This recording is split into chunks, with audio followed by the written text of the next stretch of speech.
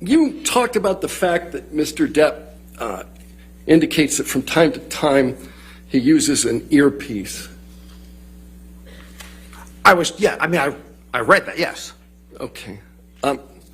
Did you read the testimony of Mr. Wyatt, who told you what was being pumped into that earpiece? Yeah, I mean, if I remember right, I think it was lines, right? No, it was music. It was music, not his line? Yeah. Oh, okay. So if Mr. Depp was listening to music rather than being fed his lines, does that change your opinion as to his cognitive function? If he was never fed his lines through the earpiece, which I know he was, but read he was, and that may have been that example, Mr. Wyatt may have said that it was music. I guess the question is, were you having the music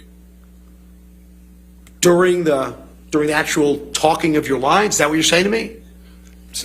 Well, you know, if you can do two things at once, that's a pretty high cognitive function, isn't it, sir? You know, it's a very good point, actually. Divided attention is something humans have a lot of trouble in. Yeah. So, for instance, we have trouble driving and putting on using our cell phones and direct. So, divided attention, humans actually are not very good at. I'll put that out there.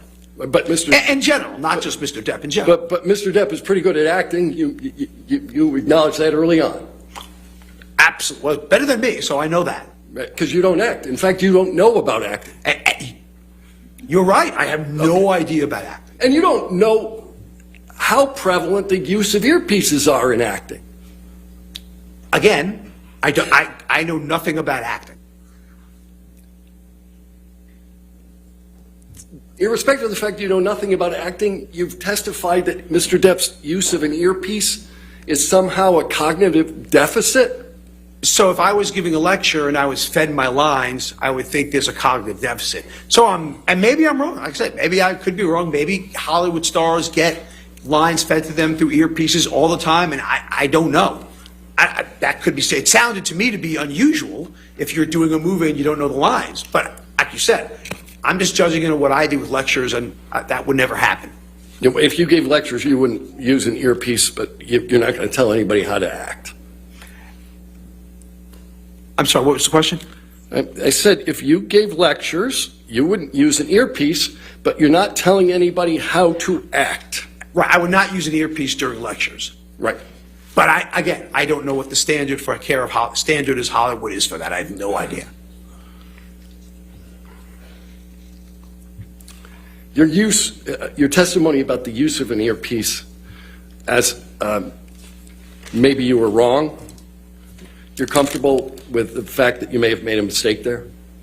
No, because I think in the basis of what I've read about it, I'm comfortable that I don't believe that actors are routinely given their entire script through earpieces. I find that hard to believe. Yeah, but there's not one whit of evidence that this ever happened here. I guess what I said. I just said I find it hard to believe. I didn't say it. I said I find it hard to believe.